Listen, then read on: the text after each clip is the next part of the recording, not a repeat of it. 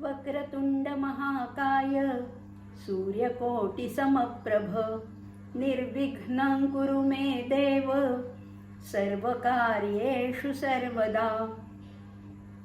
अज्ञानतिमिरान्धस्य ज्ञानाञ्जनशलाकया चक्षुरुन्मीलितं येन तस्मै श्रीगुरवे नमः।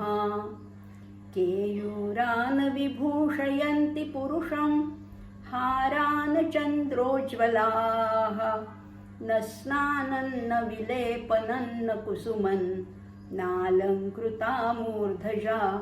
वाण्येकासमलङ्करोति पुरुषं या संस्कृता धार्यते क्षीयन्ते खलु भूषणानि सततं वाग्भूषणं भूषणम्। नमो आदिबोधात्मरूपा परेशा नमो हंसनारायणा निर्जरेशा नमो ब्रह्मदेवा वसिष्ठा श्रीरामा नमो मारुति रामदासाभिरामा। श्रीराम जय जय रघुवीर समर्थ असे सगळ्यांचे आशीर्वाद मागितलेले आहेत। विघ्नहर्ता गजानन आहे, सद्गुरू आहेत, शारदा आहे आणि आपला जो विषय आहे समर्थांचे मनाच्या श्लोकाचा मनोबोध चिंतन या माध्यमातनं या यूट्यूब चॅनलच्या माध्यमातनं आपण याचं चिंतन करतोय, मनाच्या श्लोकांवर विचार करतोय। पहिल्या भागात आपण प्रस्तावना पाहिली, मनाचे श्लोक कोणत्या परिस्थितीत लिहिले, मनाच्या श्लोकांची आवश्यकता काय आहे, कुणी कुणाला उपदेश केलेला आहे आणि मनाच्या श्लोकाबद्दल इतर विद्वानांनी काय काय म्हटलेले, विनोबा काय म्हणतात किंवा असंही आपण बघितलं याच्या विषयी इतरांची मतं। मागच्या भागामध्ये दुसऱ्या भागामध्ये आपण केवळ पहिला श्लोक पाहिला आणि पहिला श्लोक पाहत असतानाच अर्थातच आपण शेवटचाही श्लोक पाहिला। मनाची शते ऐकता दोष जाती मती मंदते साधना योग्य होती चढे ज्ञान वैराग्य सामर्थ्य अंगी म्हणे दास विश्वासता मुक्ती भोगी। आता ह्या पहिला श्लोक आणि शेवटचा श्लोक, कुठलाही ग्रंथ म्हटला ना की त्याला एक वर्तुळ असतं ज्याला अनुबंध चतुष्टय म्हटलेलं आहे। उपक्रम आणि उपसंहार असे दोन भाग त्याच्यामध्ये असतात। उपक्रम आणि उपसंहारामध्ये साधर्म्य पाहिजे, जिथनं सुरुवात केली तिथेच शेवट आहे आणि म्हणूनच त्याला वर्तुळ म्हटलेलं आहे, मंडल म्हटलेलं आहे। आणि हे साध्य होतंय का नाही, पहिला श्लोक झाला आणि शेवटचा 205वा श्लोक झाला। आता या वर्तुळामध्ये आपल्याला भ्रमण करायचे आणि भ्रमण कशाचं करायचे तर विचारांनी भ्रमण करायचे। एक एक श्लोकाचा मागोवा घ्यायचा आहे, त्याच्यातनं आपल्याला काय मिळतं हेही बघायचे, अर्थ समजून घ्यायचा आहे, बिटवीन द लाईन्सही आपण समजून घेणार आहोत, त्याच्यातला लक्ष्यार्थ समजून घेणार आहोत। पण सगळ्यात महत्त्वाचं म्हणजे ह्या श्लोकाचा माझ्या आयुष्यावर काय काय परिणाम होणार आहे, माझं आयुष्य बदलणार आहे का नाही, का नुसतेच मनाचे श्लोक पाठ केले, अगदी अर्थ सगळा लिहून काढला, त्याचा काहीच उपयोग नाही। ते मनाचे श्लोक आपल्या मनामध्ये खरं तर मुरायला पाहिजेत, आपल्याला ते आचरणात आणायला पाहिजे, किंचित का होईना आपल्या व्यक्तिमत्वामध्ये चांगल्या रीतीने बदल घडायला पाहिजे आणि हेच या मनाच्या श्लोकाचं खरं उद्दिष्ट आहे। आणि आपण अर्थातच पहिल्यांदा वंदन समर्थांनी सुद्धा कुणाला केलेले, गणाधीश जो ईश सर्वा गुणांचा, आणि तो कसा आहे, मूळारंभ आरंभ तो निर्गुणाचा। आपण मूळारंभचे सुद्धा दोन अर्थ केले बघितले, मूळ म्हणजे काय आणि मूळाक्षराचाही आरंभ याच्यापासून या ओंकार स्वरूप अशा गणेशापासून सुरुवात केलेली आहे। माऊलींनी याच्याबद्दल काय म्हटले हेही आपण पाहिलं, कारण ओंकार स्वरूप रूप गणेशाचे असं म्हटलं जातं आणि खरंच आहे। हा ओंकार आणि गणेश याच्यामध्ये खूप साधर्म्य आहे। अकार चरण युगल, उकार उदर विशाल, मकार महामंडल मस्तकाकार असंही आपण मागच्या भागामध्ये पाहिलं। आता आणि हे सगळं पाहत असताना आपण तिसऱ्या चरणामध्ये शारदेलाही वंदन केलं। नमो शारदा मूळ चत्वार वाच, 4 वाणींची देवता असलेल्या शारदेला वंदन केलं आणि चौथ्या चरणामध्ये गमू पंथ आनंत या राघवाचा, आपल्याला कुठला पंथ आक्रमायचा आहे, कुठल्या पंथावर आपल्याला वाटचाल करायची आहे, कुठल्या पंथावर न गेल्यावर आपल्याला त्या भगवंताचं साक्षात दर्शन घडणार आहे, हा पंथ आपल्याला आचरायला सांगतायत समर्थ. पण तुम्ही जा असं नाही सांगत आहेत. समर्थ म्हणतात चला आपण सगळे जाऊया, गमूया, आपण सगळे गमू पंथ अनंत. या राघवाचा हा आनंदाचा पंथ आहे. हा पंथही अनंत आहे आणि हा राघव सुद्धा कसा आहे, तो अनादि अनंत असा आहे. आणि तो पंथ आपण त्याच्यावरनं वाटचाल करणार आहोत. अर्थात समर्थ आपल्याबरोबर आहेत आणि चांगला उत्तम गाईड आपल्याबरोबर असल्यावर आपल्याला घाबरण्याचं काहीच कारण नाही. आणि जेव्हा कुठलंही स्थलदर्शन करताना उत्तम जाणकार असा गाईड असतो तेव्हा त्याच्यातल्या बारीक खाचाखोचा सुद्धा आपल्या लक्षात येतात. आता समर्थच आहेत आपल्याबरोबर. समर्थ आपल्याला प्रत्येक श्लोकाचा अर्थ उलगडून सांगणार आहेत आणि तोच आपण बघणार आहोत. मात्र पूर्ण लक्ष, पूर्ण अवधान देऊन हा सगळा अर्थ आपल्याला ऐकायचा आहे आणि पुढे पुढे ही वाटचाल करायची. पहिला श्लोक तर आपला झाला आहे. खरं म्हटलं तर एकेका श्लोकावर एक एक तास सुद्धा कमी पडेल, पण तसं आपण करणार नाही आहोत. कारण आपल्याला वेळेचीही मर्यादा आहे, कारण आपण व्यवहारी जगात वावरतोय. त्यामुळे कितीही वाटलं तरी आपल्याला थोडी वेळेची मर्यादाही पाळावी लागणार आहे. त्यामुळे आपण त्याच्यातला मुख्य भाग घेणार आहोत. अर्थात महत्त्वाचं असेल तिथे आपण जास्तही वेळ त्या श्लोकासाठी नक्कीच देणार आहोत. आता मात्र आज मात्र आपण दुसऱ्या श्लोकाकडे वळणार आहोत, जिथनं खऱ्या उपदेशाला सुरुवात होती. आपण कालच पाहिलं की हा उपदेश कोणाला केलाय. इतर सगळ्या ग्रंथामध्ये गुरुनी शिष्याला उपदेश केलाय, पण इथे गुरु कोण आहे आणि शिष्य कोण आहे, तर ह्या मनाला उपदेश केलेला आहे. कुणी उपदेश केलाय? समर्थ आपल्याच मनाला सांगतायत. त्यामुळे हा खरं म्हटलं तर हा मनानेच मनाला केलेला उपदेश आहे. आणि त्या मनाला कसं आहे बघा, आपल्याकडे एखादं लहान मूल असलं आणि त्या लहान मुलाची आपण स्तुती करतो की अरे वा, तुला एवढी उडी मारता आली की, छान मस्त. तसंच या मनाला सुद्धा हे मन काही ऐकणारं नाहीये. ते अत्यंत खोडकर आहे, अत्यंत चंचल असं मन आहे. पण अशा चंचल मनाला ताब्यात ठेवण्यासाठी त्याची थोडी स्तुती करावी लागते. आणि म्हणूनच समर्थ सुरुवातच कुठनं करतायत, मना सज्जना भक्ती पंथेची जावे तरी श्रीहरी पाविजी तो स्वभावे. आणि हे तू जर का ह्या मार्गाने गेलास तर तुला फळ काय मिळणार आहे. कारण पहिल्यांदा तरी सुरुवातीला तरी माणूस फळाच्या अपेक्षेने सगळी कामं करत असतो. लहान मुलाला सुद्धा चॉकलेट देतो म्हटल्यावर मग तो काहीतरी आपल्याला श्लोक किंवा काही गाणं म्हणून दाखवतो. त्यामुळे प्रत्येक वेळेला समर्थाने थोडंसं आमिषही दाखवलंय, थोडं स्तुतीही केली आहे, थोडं गोंजारलंय, थोडं समजावलंय आणि कधी कधी फटकारलं पण आहे बरं का. मना सज्जना भक्ती पंथेची जावे तरी श्रीहरी पाविजे तो स्वभावे. जनी निंद्यते सर्व सोडून द्यावे. निंद्य गोष्टी सगळ्या सोडून द्यायला सांगितल्यात आणि जनी वंद्यते सर्व भावे करावे, असा हा दुसरा श्लोक आहे. मना सज्जना भक्ती पंथेची जावे तरी श्रीहरी पाविजे तो स्वभावे. जनी निंद्यते सर्व सोडून द्यावे जनी वंद्यते सर्व भावे करावे, असा हा श्लोक आहे. श्रीराम जय जय रघुवीर समर्थ. श्लोक तर कळला, अर्थही कळला, पण नीट कळला का? अजून नाही नीट कळला. खरं म्हटलं ना तर हा जीव कोण आहे, तर मुळात जीव हा ईश्वराचाच अंश आहे. परंतु दोघांमध्ये काय झालंय, दुरावा निर्माण झालाय. कशाचा दुरावा निर्माण झालाय, तर ही मायेचा पडदा आहे. या उपाधींमुळे, ही मायेमुळे उपाधी निर्माण झाली आणि उपाधीत आपण अडकल्यामुळे त्या ईश्वराच्यात आणि आपल्यामध्ये एक पडदा निर्माण झालाय, एक दुरावा निर्माण झालाय, एक दरी निर्माण झालेली आहे. आणि त्यामुळे काय झालं, हा जीव आहे तो ईश्वराला विसरून गेला. खरा त्याचाच अंश होता पण विसरून गेला. तर भक्ती काय करते, आणि भक्ती म्हणजे काय हेही आपण कालच्या भागात पाहिलं.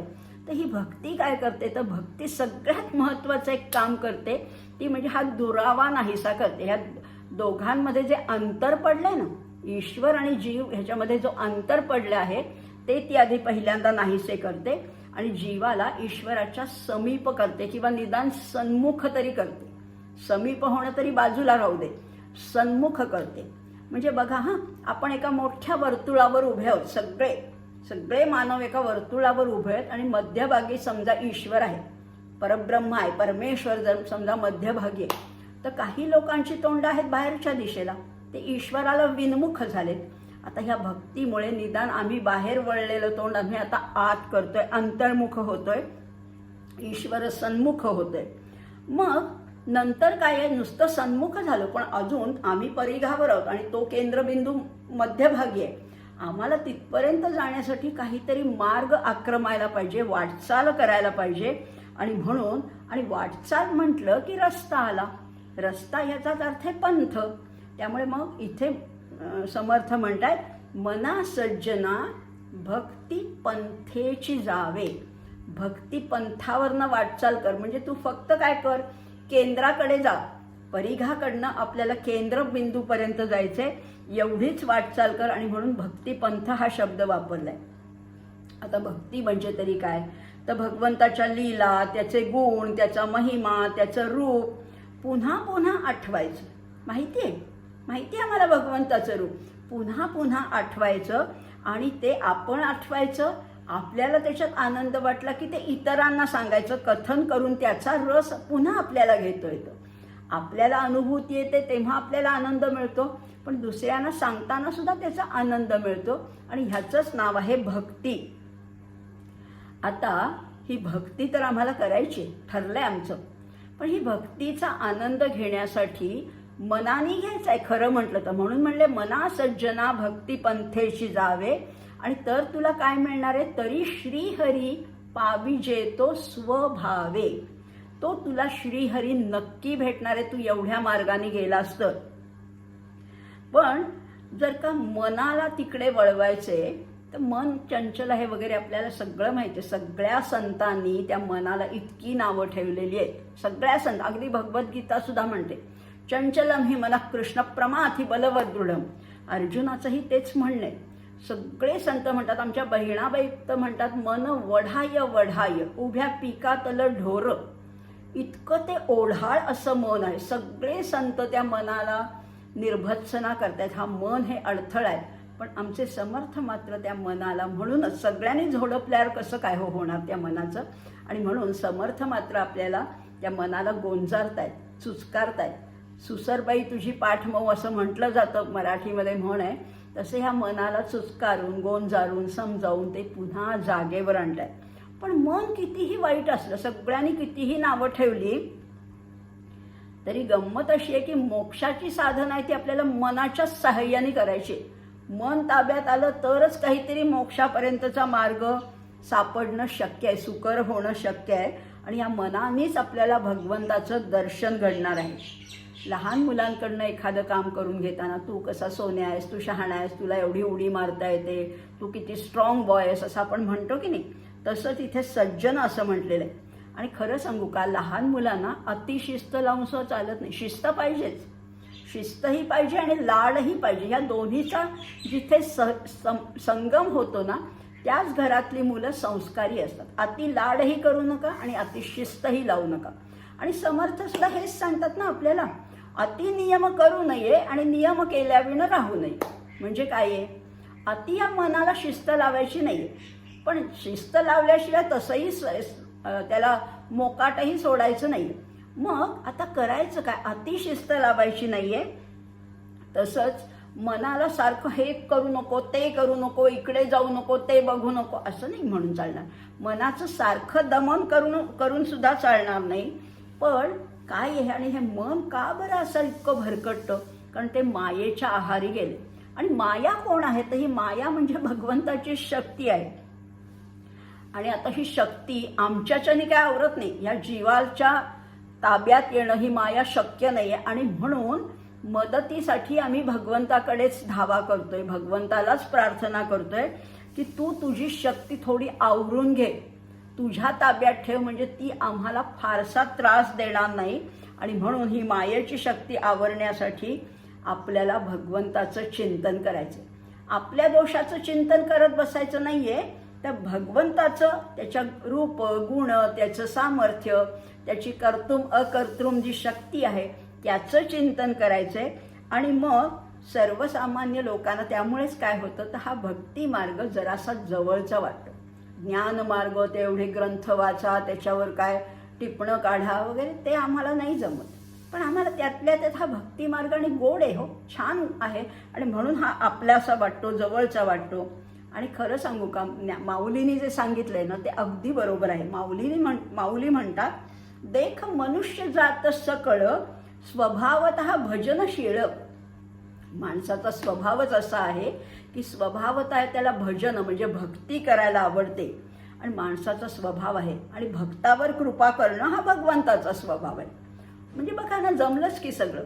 भक्ताचा स्वभाव आहे, माणसाचा स्वभाव आहे भक्ती करणं, आणि या भक्ताला प्रतिसाद देणं हा भगवंताचा स्वभाव आहे. मग इतकी सोपी गोष्ट असताना आम्ही का बरं नाही करत, ती भक्ती पंथाला का बरं जात नाही? समर्थ म्हणतात की अंधाराला घाबरू नका. सगळीकडे अंधार आहे, अज्ञानाचा अंधार आहे, पण घाबरू नका. पूर्वेच्या दिशेने प्रवास करायला लागा, सूर्य भेटेलच तुम्हाला, नक्की भेटेल सूर्य. आपोआप तुम्ही प्रकाशापर्यंत पोहोचाल. त्या तसंच या भक्ती मार्गाने गेलात तर त्या भगवंताचं दर्शन घडणं अजिबात अवघड नाहीये, अशक्य तर अजिबात नाहीये. निश्चित भगवंताचं दर्शन आपल्याला घडणार आहे. तरी श्रीहरी पाविजेतो स्वभावे, नक्की भेटणार आहे. समर्थ सांगतायत बरं का आपल्याला. समर्थांचं हे आपल्याला आश्वासन आहे की श्रीहरी नक्की भेटणार आहे. चला, आता आमची तयारी झाली, भक्ती मार्गाने जायचंय, तो भगवंत नक्की भेटणार आहे. पण हे सगळं करत असताना मन जर का आपल्याला त्या बाजूला वळवायचं असेल, मन ऐकत नाही वगैरे, आपण पुष्कळ वेळा बोलून झाले, पण शरीर ऐकतंय ना तुमचं, शरीर तरी ताब्यात आहे ना. मग शरीराला ताब्यात करा. आणि शरीर ताब्यात ठेवताना समर्थ दोनच गोष्टी सांगतात. जनी निंद्यते सर्व सोडोनी द्यावे. ज्या ज्या गोष्टींची समाजामध्ये अवहेलना होते किंवा ज्या गोष्टींना नावं ठेवली जातात, ज्या गोष्टी निंद्य समजल्या जातात, त्या कधीही तुम्ही करूच नका. आपण इतरांचं बघतो ना, आणि इतरांच्या दोषांवरनं, इतरांच्या चुकीच्या वागण्यावरनं सुद्धा आपल्याला शिकायला मिळतं की हा माणूस असा वागतोय आणि त्याला सगळे लोक नावं ठेवतात, मग मला नाही बरं का तसं वागून चालणार. हे आपल्याला ह्या लोकांवरनं सुद्धा कळतं. आणि म्हणून निंद्य काय आणि वंद्य काय. पण आता सध्या काय झालंय, सध्या म्हणजे प्रत्येकच युगात असं घडतच असतं की निंद्य आणि वंद्य याच्यातला फरकच कळत नाही. नेमकं निंद्य काय आणि नेमकं वंद्य काय हेच आधी आम्हाला कळत नाही. मग काय करायचं? मग सज्जन जसे वागतात, या समाजातली जी आदर्श लोक आहेत ती जशी वागतात तसं वागायचं. महाजनो येन गतः सपंथा. आम्हाला नाही कळत, आम्हाला कळत नाही हे करणं बरोबर आहे का चूक आहे, पण चांगली माणसं जशी वागतायत तसं वागायचं. एवढं तर नक्कीच जमेल. कारण ह्या निंद्य आणि वंद्य ह्या सीमारेषा इतक्या अस्पष्ट आहेत, इतक्या धूसर आहेत. बघा, आत्तापर्यंत अगदी 30-40 वर्षापूर्वीपर्यंत सुद्धा प्रत्येक घरोघरी आंघोळ, पहिल्यांदा सडा, संमार्जन, फुलं तोडणं, काय अग्नी पेटवणं वगैरे हे सगळं केलं जायचं. त्याच्यानंतर आंघोळ, स्नान, संध्या वगैरे, पुरुषांची संध्या, पण स्त्रियासुद्धा स्नान करून तुळशीला पाणी घालून मग स्वयंपाकाला प्रारंभ करायच्या. आता आहे का तसं? फार थोड्या घरामध्ये ही प्रथा पाळली जाते, पण अनेक घरामध्ये उठलं की आधी पहिले स्वयंपाकाला लागायचं, मग आंघोळ करून TV बघत बसायचं. हे योग्य आहे का? हे वंद्य आहे का? हे खरं तर निंद्य आहे. आणि TV वर बघायचं काय, तर त्या सासू सुना, कपट, कारस्थान ह्या सगळ्या मालिका बघायच्या. याच्यासाठी तुम्हाला शुचिरभूत व्हायचंय. शुचिरभूत होऊन जर का अन्न शिजवलं तर त्याचे संस्कार त्या अन्नावर होतात आणि तेच आपल्या कुटुंबियांच्या पोटात जातात. आणि मग मुलांना कुठल्याही संस्कार वर्गाला खरं तर घालावं लागत नाही. इतकी साधी सोपी गोष्ट आहे. वंद्य ते करा ना, निंद्य ते सोडून द्या. इतकी साधी गोष्ट सुद्धा आम्हाला जमत नाही. किंवा पूर्वी खोटं बोलणं पाप होतं. आमच्या लहानपणी तरी आम्हाला सांगितलं जायचं, असं बोललंस तर तुला पाप लागेल, आणि मग आम्ही 2 पावलं मागे सरायचो की नको बाबा, असं पाप लागणार आहे का? पण आता पाप आणि पुण्य, निंद्य आणि वंद्य ह्या सगळ्या कल्पनाच मोडीत निघाल्यात. पूर्वी असत्य भाषण करणं चुकीचं समजलं जायचं. टेबलाखालून पैसे घेणं वगैरे तर खरं तर पद्धतच नव्हती. पण आज सगळे लोक त्याचंही ग्लोरिफिकेशन करतात आणि म्हणतात अहो चालतंच, आपलं काम करून घ्यायचं असेल तर टेबलाखालनं पैसे द्यावेच लागतात. हे खरं योग्य आहे का? मग जनी निंद्य काय आणि वंद्य काय हे आधी आपल्याला ठरवता यायला पाहिजे. सज्जनांना या अखिल समाज जातीची काळजी असते, तळमळ असते. त्यांना म्हणजे जशी आईला मुलाच्या आरोग्याची काळजी असते, त्यामुळे तीच सांगते काय खावं आणि काय खाऊ नये. तसं एवढं तरी आपण पाळूया ना. सज्जन लोक, आदर्श लोक, ज्यांना समाजामध्ये मान आहे, जे आमचे संत सज्जन थोर विभूती आहेत, ते कसे वागतात त्याप्रमाणे आम्ही वागायला शिकायला पाहिजे. पण असं होत नाही ना. जगामध्ये आम्ही एकटेच तसं वागून चालत नाही, कारण इतर लोक आम्हाला त्यावरनंही नावं ठेवतात. ऑफिसामध्ये एखादी व्यक्ती जर का पैसे खात नसेल तर इतर लोक त्याला उगीचच नावं सुद्धा ठेवतात. पण तरी सुद्धा त्याला बळी न पडता आपल्या तत्वानी जायचे, वंद्य मार्गानेच आपल्याला जायचे, समाज नीती शिष्ट संमत मार्गानेच आपल्याला जायचे. पैसे कमी मिळाले तरी चालेल, पण त्याच्यामध्ये शांती आहे, त्याच्यामध्ये समाधान आहे आणि त्याच्यामध्ये आपल्या कुटुंबाचं भवितव्य आहे, उन्नती आहे, हेही लक्षातच घ्यायला पाहिजे. चांगलं वागताना कधी नाईलाजाने चांगलं वागायचं नाहीये. आपण होऊनच आतूनच चांगलं वागण्याचं एक आतूनच समाधान मिळत असतं. एकदा काय झालं, धर्मराजा, महाभारतातली गोष्ट आहे, धर्मराजा आणि कुंती बोलत होते आणि जेव्हा त्यांना ते वनवास वगैरे सगळं सहन करायला लागला तेव्हा कुंती अगदी उद्वेगाने म्हणाली धर्मराजाला की काय एवढं चांगलं वागण्याचं शेवटी फळ काय मिळालं? ते अगदी राज्य भोगतायत आणि आपण वनवास भोगतोय. तेव्हा धर्मराजा म्हणाला की म्हणजे चांगलं वागणं हे काहीतरी मिळवण्यासाठी असतं का? मला तर वाटलं चांगलं वागणं हे चांगल्यासाठीच असतं. आपल्याला चांगलं वाटतं म्हणूनच चांगलं वागायचं असतं. आणि खरंच आहे, तुम्ही चांगलं वागाल तर आपल्याला आतून एक शाबासकी मिळते, कारण तो आहे बसलेला. उपद्रष्टानुमंताच भरता भोगता महेश्वर, हा तो आतून शाबासकी देत असतो की बरोबर आहे, तू आज चांगलं वागलीस, कुठल्याही मोहाला बळी न पडता तू न्याय्य मार्गाने गेलीस, याच्याबद्दल आपल्याला आतून एक शाबासकी मिळत असते. वंद्य मार्ग आहे तो, हाच वंद्य मार्ग आहे. आता वंद्य आणि निंद्याचे आणखीन 2 प्रकार आपण बघणार आहोत. इथे वंद्य म्हणजे श्रेयस आहे आणि निंद्य म्हणजे प्रेयस आहे.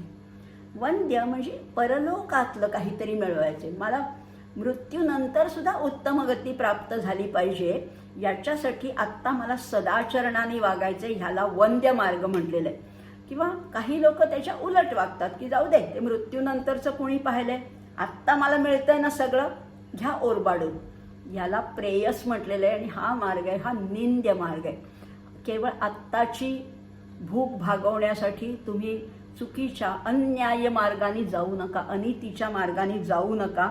आणि असं करताना जेव्हा वंद्य मार्गाने जाल, जेव्हा सदाचरणाने वागाल, जेव्हा तुमच्या मनाला साक्षी ठेवून तुम्ही उत्तम आचरण तुमचं असेल, तेव्हा सुरुवातीला कदाचित थोडासा त्रास होईल, पण आपला कणखरपणा इतरांना कळला ना की समाज सुद्धा ते मान्य करतो की नाही, यांना असलं काही चालत नाही, यांच्याकडे असलं काही खपत नाही, असं कळलं की माणसे सुद्धा माघार घेतात.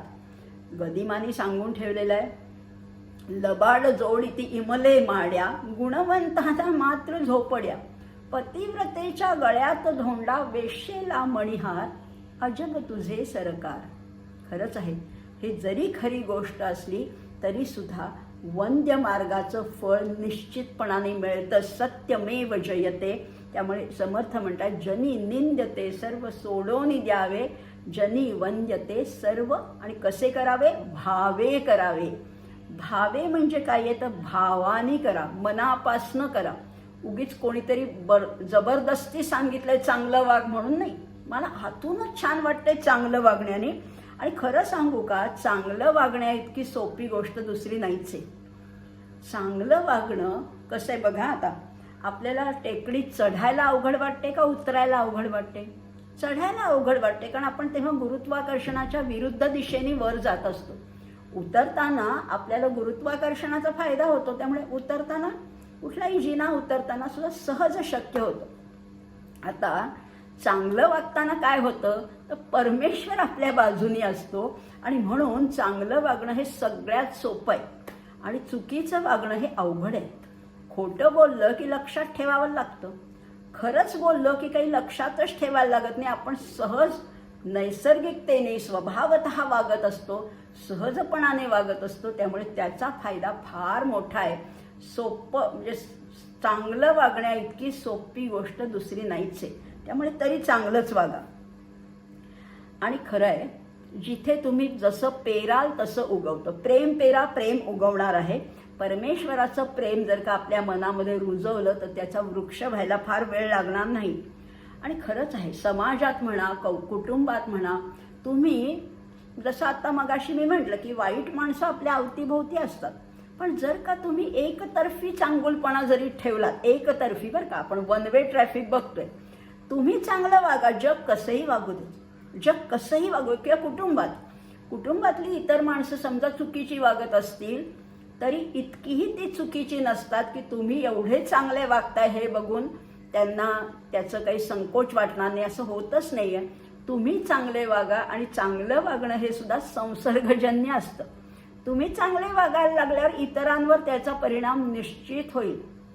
तुमच्या घरातल्या लोकांवर सुद्धा परिणाम होईल. आणि एक व्यक्ती चांगली वागली की सगळेच कुटुंब सुद्धा सुधारेल. व्यक्तीमुळे कुटुंब, कुटुंबामुळे समाज, समाजामुळे परिसर, परिसरामुळे गाव, गावामुळे राज्य, राज्यामुळे राष्ट्र. काय अवघड आहे. सुरुवात स्वतःपासूनच करायची. Charity begins at home. आता मग ह्याच्यासाठी शरीराला वळण लावायचं. मनाला लावणं अवघड आहे, कळलं आम्हाला. मग शरीराला लावता येईल का? लावता येईल ना. कबीरजी तर आमचे म्हणतात, मन जाता है तो जाने दे. मन जाते हो, आम्ही ध्यानाला बसलो की आमचं मन भरकटते. मन जाता है तो जाने दे, मत जाने दे शरीर, नहीं खींची कमान तो कैसे छुटेगा तीर. अरे जाऊ दे ना, मन जातंय तर जाऊ दे. शरीराला एका जागी बसायची सवय लाव. जर का तू धनुष्याचा तो बाण ओढलाच नाही, प्रत्यंचा खेचलीच नाही, तर कसा काय तो तीर जाणार आहे. त्यामुळे या शरीराला तरी निदान पहिल्यांदा वळण लावायचं आहे, मनाला लावायच्या आधी. आता समर्थानी बघा, पहिल्या श्लोकामध्ये काय म्हणलं होते, गमू पंथ आनंत या राघवाचा. तिथे त्यांनी राघव म्हणले होते. आणि आता दुसऱ्या श्लोकात समर्थ काय म्हणतात, तरी श्रीहरी पाविजे तो स्वभावे. त्या श्रीहरीचं वर्णन करतायत. मग सोडला का काय राघव? सोडला नाही हो. उलट इथे समर्थांनी त्या दोन्हीचं ऐक्य दाखवलंय आपल्याला. रामाचा पंथ काय आणि श्रीकृष्णाचा पंथ काय, श्रीहरीचा पंथ काय, याच्यात भेद नाहीच आहेत. राघवाचा आणि श्रीहरीचा मार्ग एकच आहे. नाम भेद जरी असले तरी त्याच्या मागे तत्व असतं, ते एकच तत्व असतं, असं समर्थांना या दोन्ही श्लोकांमधनं सांगायचे. असा हा दुसरा श्लोक आहे. जनी निंद्यते सर्व सोडोनी द्यावे, जनी वंद्यते सर्व भावे करावे श्रीराम. पुढचा श्लोक घेऊया. फार एक आता आपल्याला शरीराला वळण लावायचंय ना. पहिली गोष्ट काय करायची? पहिली गोष्ट शरीराला वळण लावण्यातली अगदी पहिली बेसिक गोष्ट काय आहे?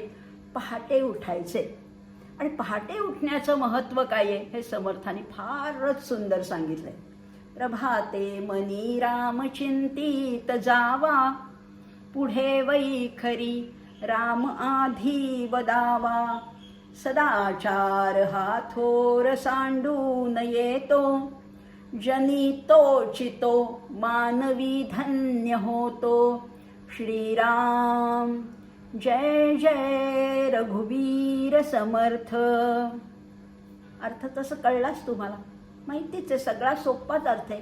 प्रभाते मनी राम चिंतित जावा, पहाटे उठून रामाचं नामस्मरण करावं. पुढे वैखरी राम आधी वदावा, दुसरं काही बोलण्यापूर्वी या वैखरीतून पहिल्यांदा रामनाम यायला पाहिजे. हा सदाचार कुणीही सांडू नये. सदाचार हा थोर सांडून येतो आणि असं वागणारा माणूस जगामध्ये धन्य होतो. अर्थ कळला की आम्हाला सगळाच कळला. पण अजून त्याच्यातला खोल अर्थ, त्याच्यातला गूढ अर्थ समजून घेऊया. प्रभात शब्दच किती सुंदर आहे. रात्रीची शांत निद्रा झालेली आहे, पहाटेची प्रसन्न वेळ आहे. अशा वेळेला मन सुद्धा प्रसन्नच असतं. त्यावेळेला जर का भगवंताची मानसपूजा करून त्याचं चिंतन केलं तर त्याचा लाभ किंवा त्याचा फायदा अत्यंत अनमोल असा फायदा आहे. आणि खरं सांगू का, शक्ती आपल्याला जेव्हा आता बघा कोरोना आलाय किंवा आपण त्या लसीसाठी अगदी धडपड करतोय, धावपळ करतोय, एकदा का तुम्ही रामनामाची लस टोचून घेतलीत ना की दिवसभर काहीही घडामोडी होत तुम्हाला तुमच्यावर त्याचा काहीही परिणाम होणार नाही. कारण जगाने कसं वागावं हे आपण नाही ठरवू शकत. जग त्याच्याच चालीने चालत असतं. माझ्यापुरतं मी जर का मला संरक्षक कवच घालून घेतलं तर त्या जगाच्या दुराचरणाचा परिणाम माझ्यावर काहीही होणार नाही. बरं, दुराचरण जाऊ दे, आपल्याही आयुष्यात कितीतरी अशा आपल्याला न आवडणाऱ्या गोष्टी घडत असतात. कुटुंबात म्हणा, समाजात म्हणा, कुठे चोऱ्या होतात, कुठे भूकंप होतात, कुठे पूर येतात, कितीतरी गोष्टी मनाविरुद्धच आमच्या घडत असतात. मग आता त्या प्रत्येक गोष्टींनी जर का आम्ही विचलित झालो तर कसं काय होणार? मग याच्यासाठी एक टॉनिकची गोळी सकाळीच घ्यायची. ती गोळी घेतली की तुम्ही फारसे विचलित होणार नाही. काहीही घडू, कुणाचा मृत्यू घडू शकतो, कुणाचा विरह होऊ शकतो, कितीतरी वेळेला आपलाही अपमान कोणीतरी करतं. पण जर का रामनामाची गोळी माझ्याकडे असेल तर मला या गोष्टीचं फारसं काही वाटणारच नाही. आणि म्हणून प्रभाते मनी रामचिंतित जावा. आणि चिंतन झालं की त्याचं नाम घ्यावं. पहिल्यांदा नुसतं चिंतन करावं, मनामध्ये फक्त चिंतन करावं, पण पुढे वैखरीनी वाणीनी त्याचं मोठ्यांदा नाव घ्यावं. चिंतनामध्ये मनातल्या मनात आहे, वैखरीने मोठ्यांदा नाव घ्यायचे. किंवा मग नाव घेणं नसेल शक्य तर एखादं लहानसं छोटंसं भजन म्हणावं, स्तोत्र म्हणावं. काहीतरी जिभेने व्यवहारातल्या गोष्टी बोलण्यापूर्वी या रामाच्या संदर्भातल्या, रामाच्या चिंतनाविषयीच्या काहीतरी गोष्टी बोलाव्या. नाहीतरी उठल्याबरोबर आपण काय बोलतो, काहीतरी वायफळच बोलतो. चहा झाला का, पाणी आलं का, पेपर आला का, काहीच बोलत नाही. त्यापेक्षा पहिल्यांदा काय बोला, तर पहिल्यांदा रामाचं नाव घ्या. पुढे वैखरी राम आधी वदावा, आधी रामाचं नाव घ्यायचंय. आणि ते नाव सुद्धा कसं घ्यायचंय, जणू काही त्याला हाकच मारतोय, जणू काही तो दिसतोच आहे आपल्याला.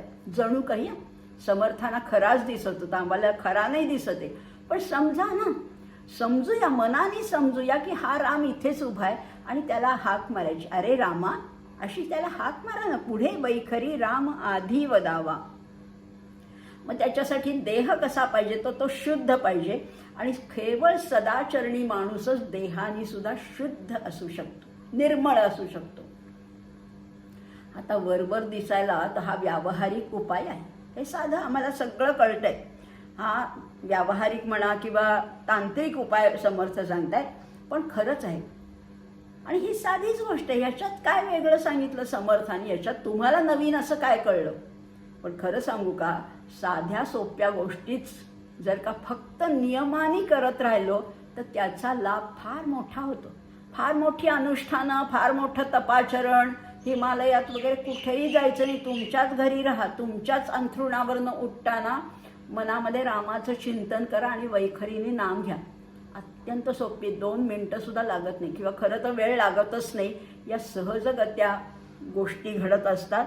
त्यामुळे हा सोप्या गोष्टी निष्ठेने केल्या तर अधिकाधिक प्रगती साधता येते. नेहमीच ही गोष्ट आहे, नेम करावा, पण तो नेम आपल्याला झेपेल एवढाच करावा.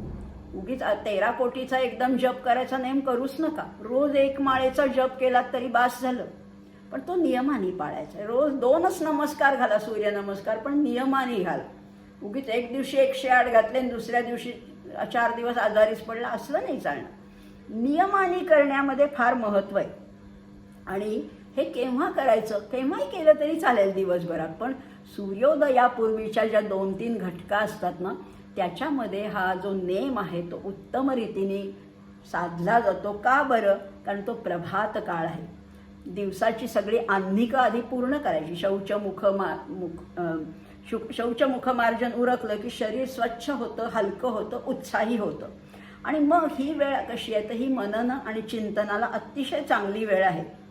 थोडा वेळ तरी मानसिक नामस्मरण करायचं आणि मग इतर उद्योगाला लागण्यापूर्वी या वाणीने त्याचं नाव घ्यायचं. आणि मग दिवसभर सदाचार म्हणजे त्याच्या विचारामध्ये उच्चारामध्ये आणि आचारामध्ये सुसंवाद साधला पाहिजे. एवढी ही रामचिंतनाची ही जी वेळ आहे ती साधायला पाहिजे. ती प्रभातीच साधायची. एकदा ही रामनामाची लस टोचून घेतली ना की दिवसभर कितीही प्रतिकूल वातावरणात काम करावं लागलं. आता ऑफिसमध्ये असेल कितीतरी सहकारी चुकीचे वागतात, आपल्याला त्रास होतो, मनस्ताप होतो, पण तरीसुद्धा भवरोगाची ही बाधा काही आपल्याला होत नाही. फार काही राग मनात दाटून येत नाही, फार काही कोणी टोचून बोललं जात नाही. त्यामुळे प्रभाते ह्या शब्दाचा अर्थ असा आहे. आणि प्रभाते या शब्दाचा दुसरा अर्थ फारच व्यापक आहे बरं का.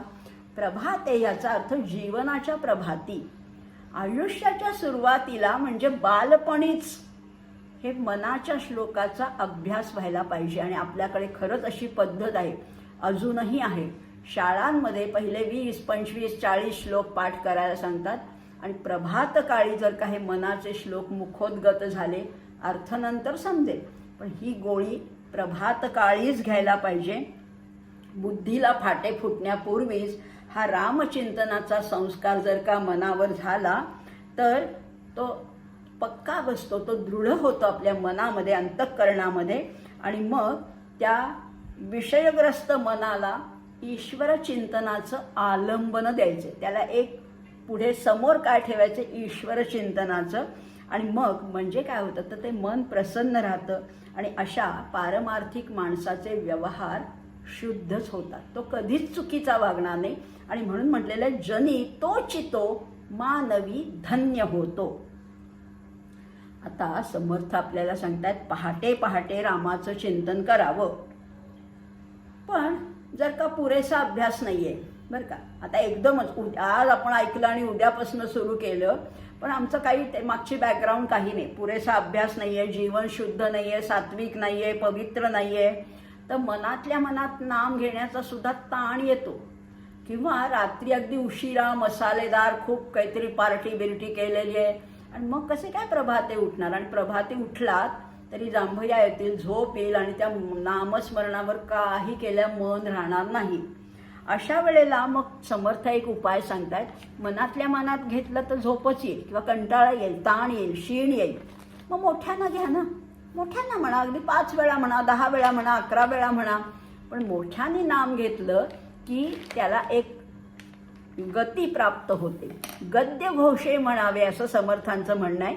आणि खरंच आहे, अगदी मनातल्या मनात पुटपुटत नाव न घेताच अगदी तुम्ही टाळ्या वाजवल्यात तरी सुद्धा चालेल, म्हणजे त्याला एक रिदम प्राप्त होईल, त्याला एक लय प्राप्त होईल. मात्र इतरांना त्रास होईल असं नाही बरं का करायचं. हे शक्य असेल तर नियमाने, आदराने, प्रेमाने आणि निष्ठेने नामस्मरण करावं. थोडं मोठ्याने घेतलं तरी सुद्धा चालेल.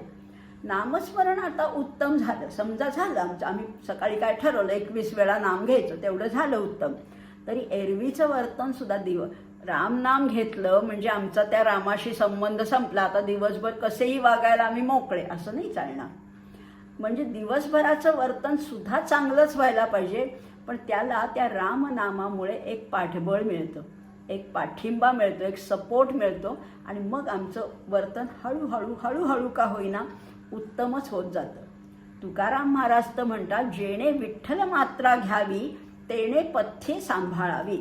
विठ्ठल मात्रा घेतली, एकदा माळ घातली न गळ्यात की तुम्हाला बाकीच्या निंद्य गोष्टी करताच येत नाहीत, त्या करूही नका तुम्ही. आणि आपोआप मग ते जीवन धन्य होत जातं. आणि मग काय होतं तर आचार आणि विचार आणि उच्चारातली दृढता जी आहे ती दिवसेंदिवस वृद्धिंगत होत जाते, वाढीला लागते, क्रमाक्रमाने वाढत जाते. आणि म्हणून समर्थ इथे म्हणतात, सदाचार हा थोर. सदाचार हा थोर आहे. इतर अगदी दुराचारी माणसांना सुद्धा आपला हेवा वाटतो सदाचारी माणसाचा, कारण तो थोरच आहे, तो श्रेष्ठच आहे, कारण तो स्वीकार्य आहे, आदरणीय आहे, वंदनीय आहे. अशा सदाचाराने वागणारा जो माणूस आहे किंवा सज्जनांची जी काही वागण्याची पद्धत असते त्यालाच आपण सदाचार समजूया. सज्जन जसे वागतात तोच खरा सदाचार आहे. अगदी उपनिषदामध्ये सुद्धा वर्णन केलेलं आहे. 7 वर्षापर्यंत तो मुलगा, तो बटू आई वडिलांच्या छायेखाली असतो. उपनयन झाल्यानंतर 12 वर्ष तो गुरुकुलामध्ये राहतो. गुरूंच्या आचरणाप्रमाणे तो वागत असतो. पण जेव्हा ते समावर्तन प्रसंगी गुरु उपदेश करतात की आता तू कसा वागशील, तर जगामध्ये बघ आजूबाजूची प्रतिष्ठित माणसं, सज्जन माणसं कशी वागतायत तसं तू वागायला शिक. पण तोपर्यंत अजून त्याला अनुभव नाही आहे ना जगाचा. त्यामुळे सदाचार हा थोर सांडू नये तो, जनी तो चितो मानवी धन्य होतो. आणि मग या सत्याच्या ज्ञानासाठी या बुद्धीला सूक्ष्म अशी संवेदन क्षमता सुद्धा पाहिजे.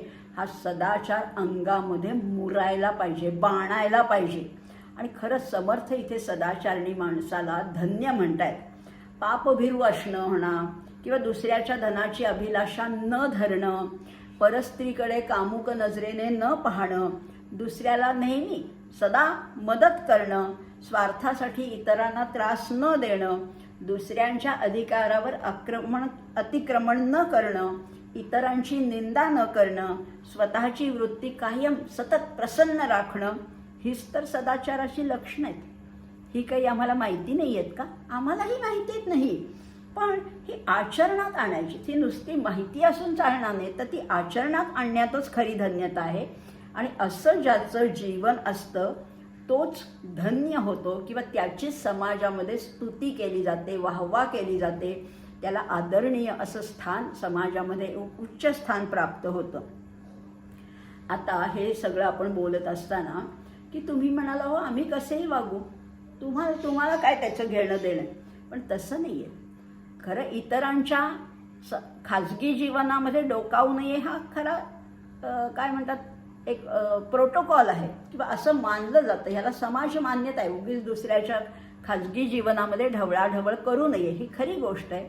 पण दुसऱ्यांनी आपल्या जीवनात डोकावूच नये इतकं आपलं जीवन वाईटसुद्धा असायला नको. दुराचरणी असेल तर मग आपल्याला लाज वाटते की अरे तुम्ही कशाला माझ्या जीवनात डोकावताय, मी माझं काही करीन.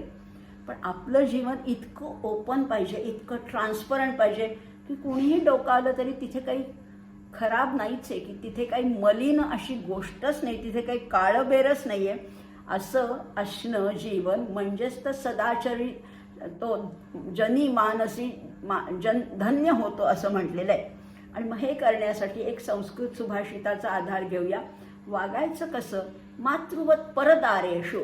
दुसऱ्या परस्त्रीकडे कसं पाहायचं? तर आई या नात्याने. जसं शिवाजी महाराजांनी अगदी सुभेदाराच्या सुनेकडे कसं पाहिलं? तर मातेच्या नजरेने. इतकी सौंदर्यवती लावण्यवती असून सुद्धा त्यांना त्याच्यात माताच दिसली. मातृवत परदारेषु परद्रव्येषु लोष्ठवत. दुसऱ्याच्या धनाकडे, दुसऱ्याच्या वैभवाकडे, संपत्तीकडे लोष्ठवत पाहावं. मातीच्या ढेकळाप्रमाणे ते त्याज्य समजावी. दुसऱ्याच्या संपत्ती माझी नाही आहे, ती त्यांची आहे. त्यामुळे मातृवत परदारेषु परद्रव्येषु लोष्ठवत आत्मवत सर्व भूतेषु. जसं मी आहे तशीच सगळी भूत मात्र आहेत. आत्मवत सर्व भूतेषु यः पश्यति स पश्यति. असं जो कोणी बघतो तोच खरा बघतो. माझ्याप्रमाणे सगळ्यांना सुद्धा तशाच भावभावना आहेत. जसं मला राग येतो तसा इतरांनाही राग येऊ शकतो. आपण अशी चिमोटा घेतला तेणे प्राणी दुखावला, आपणावरून दुसऱ्यावला ओळखीत जावे.